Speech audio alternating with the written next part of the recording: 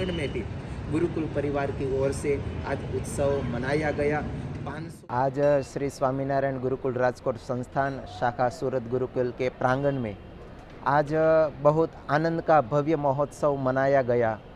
वैसे तो सारा हिंदुस्तान के लिए एक आनंद का महोत्सव आ रहा है। हमारे भगवान श्री राम लल्ला वो अयोध्या में बिराजने वाले हैं। 22 जनवरी को दोपहर में भगवान राम अपने एक भव्य सुवर्ण सिंहासन पर विराजित होंगे।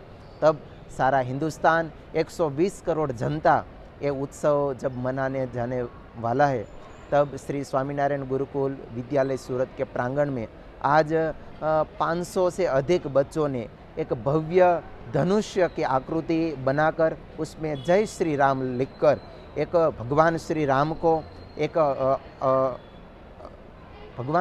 को एक पुष्पांजलि बच्चों ने अर्पण की।